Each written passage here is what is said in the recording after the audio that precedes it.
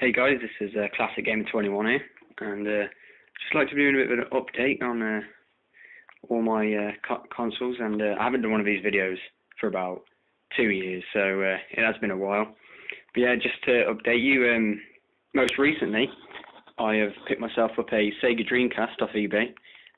All this was 70 quid, including P&P, which I thought was a pretty good deal, especially with all the games involved. We got quite a few number of games here. One of my more favourite games is Sonic Adventure and The House of the Dead 2, which I have 2 light guns with and boxed as well. So that's pretty good. I bought this separately, House of the Dead 2 boxed with a light gun, but unfortunately the disc didn't come with the House of the Dead case that came with the box and the light gun.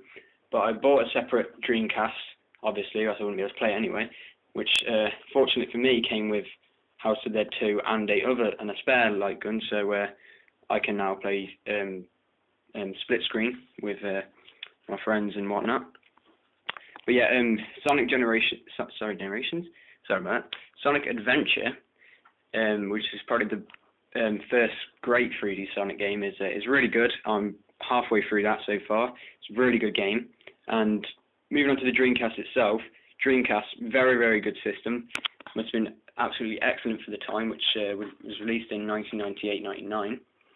And the game I have in there is Sonic Adventure. But yeah, it's a very good system. It's 4-player. Unfortunately, I have 2 controllers, but nevertheless, it's good. In the controllers, you have these little VMU memory card things. I would take it out, but I only have one hand free, so it's kind of difficult. Which are basically like memory cards, and whenever you boot up the game, there's the little screen shows like a little picture or animation or something of the game you're playing, which is really cool. And it saves data, and I think you can play games on it if you take it out, as there's a little D-pad and A and B button, so they're really cool. So yeah, the Dreamcast itself, very good system, very powerful. Also the first system to have a modem in the back, which I thought was pretty funny. Despite the fact that it was 99, and it says here, compatible with Windows CE, so Microsoft obviously helped develop it, which, if you're looking at the controller here, moving on to the controller, looking at it, it does sort of resemble an Xbox controller. You've got A, B, X, Y, well, start's obviously not there, but you've got the D-pad there, you've got a analog stick there, which the Xbox would have another one here, but it's sort of the same. And with the backpad, with the bumper buttons as well, that for me, I was just like, yeah, that's Xbox really. It's just so weird how alike they are. Obviously, the Dreamcast coming first in that, but yeah. And then the light guns are really good here. Just your plain old Dreamcast light. It's not third party. It's proper Sega as well. D-pad here, select games. B, star, that's where the VMU goes. And a little warning on the side here, which I thought was pretty funny when I first saw it. Do not point the Dreamcast gun at anyone at any time. If the Dreamcast gun is mistaken for a real weapon, you can get hurt or worse. Yeah, so a bit of a extreme message for you there. So, but yeah, and the Dreamcast is really good. I haven't had time to play all of these games. Some of them don't work, but hey, that's you got to take a risk when you're buying off eBay. But overall, I'm very happy with the Dreamcast. Very good system. And yeah, since I haven't done any one of these videos in a while, it was just a bit of an update, as I've been swamped by schoolwork and exams, and I've just recently left school, so I now have a bit more free time, so I can put out a few more videos. And I should have done a video about this a while ago, and I really mean this is a while ago, but I have a Nintendo 3DS as well, which I got the day of release, March 25th, I think, 2011, and is very good handheld system. Does rival the Sony's PS Vita a lot, and the 3D capabilities of it are just it's not properly jump out the screen at your 3D like you would get in the movies, but without glasses and the 3D it does offer, it's very how you would say impressive from this.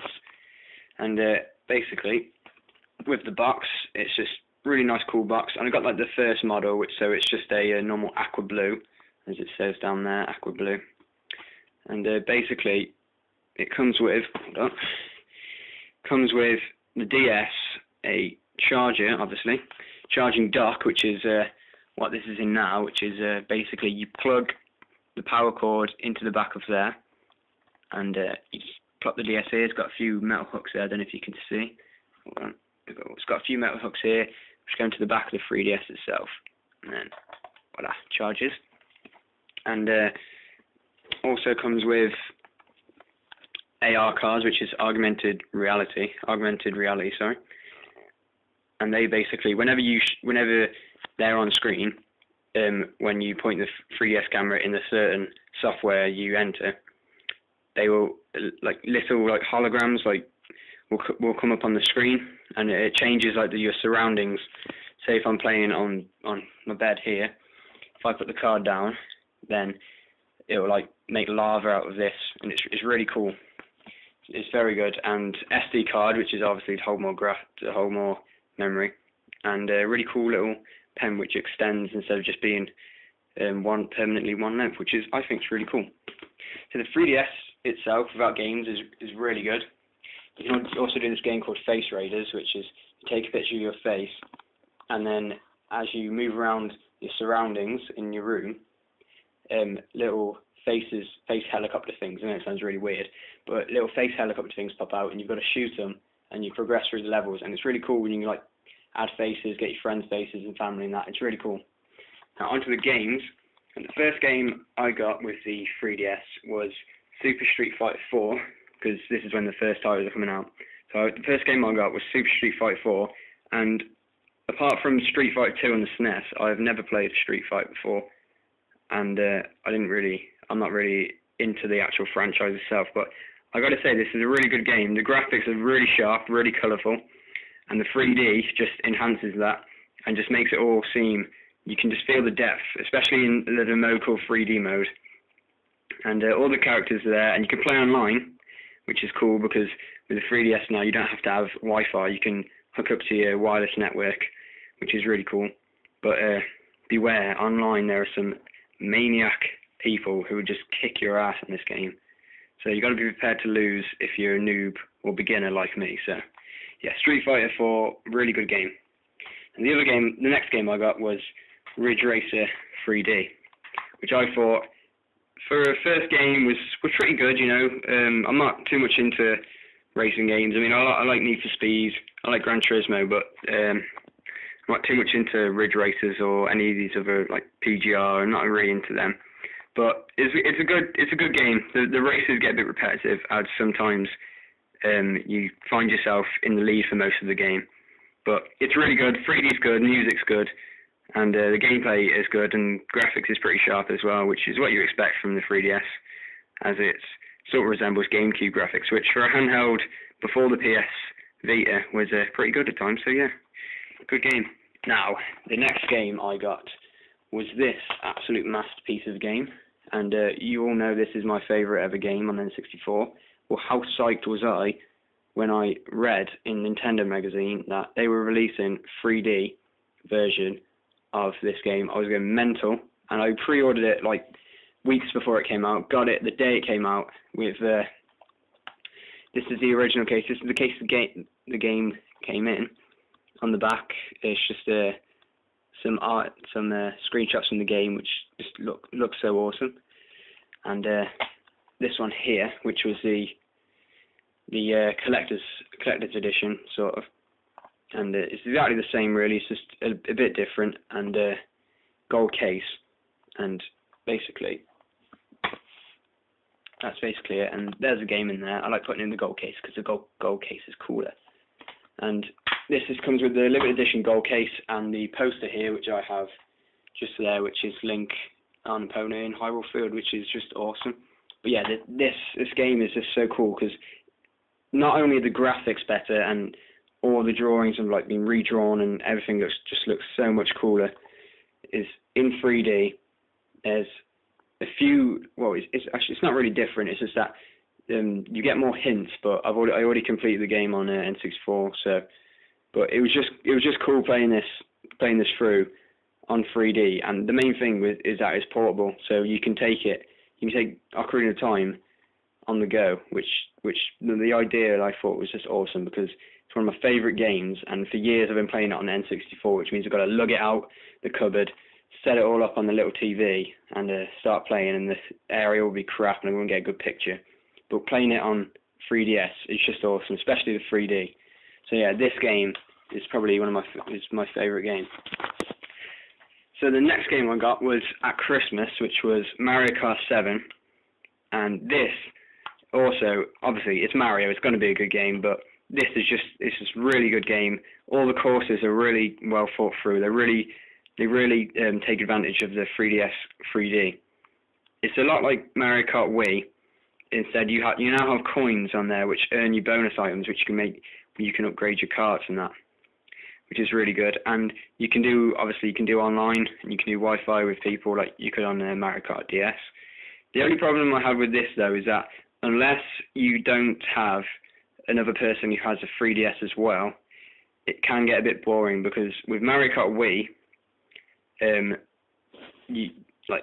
you don't need to buy a whole different system to play. Obviously, you can just buy another remote, and then you've got 2-player or 3-player. But with this, you have to buy a whole other 3DS, which isn't really a problem if you like playing games on your own. But I'm so used to playing Mario Kart with other people, it did get a bit boring. I still play it. It's still a really good game. Don't get me wrong. It's one of the best Mario Karts ever. But it's the only thing is the multiplayer with your friends is a bit tricky to do. But when I got this game is just one of the best like Mario games. It sort of mixes Mario 64 with Super Mario Galaxy in a way. And Super Mario 3D Land is a really good game. It's what you expect from Mario, really. It's what Nintendo are really working on. And it's sort of like 2D Mario, like the old days on the NES. So it's sort of like the old Mario, but at the same time it's got 3D depth of, you sort of see on the back of the case here, it's basically like that. It's not like Little Big Planet. It's not like limited to 3 layers, but in a way it's sort of like 2D but 3D, if you know what I mean. It's kind of hard to explain, but it's really good, and it's worth picking up. You got all the old power-ups back, and it just really feels retro, but like it's hard to explain. But seriously, this is a really good game. It's probably one of the best on the 3DS out now, and it's definitely worth picking up, definitely. So yeah, that is my update for 2012, and yeah, I've a few new stuff here, the Sega Dreamcast and the 3DS, and hopefully I'll be doing some reviews on some of these games. Obviously, it'd be tricky for the 3DSs, I can't use the capture software on that, but hopefully for the Dreamcast I'll be getting some reviews out soon, and yeah, thanks for watching, rate, comment, subscribe, it's Classic Gamer 21 console reviews, and cheers for watching, yeah, see you.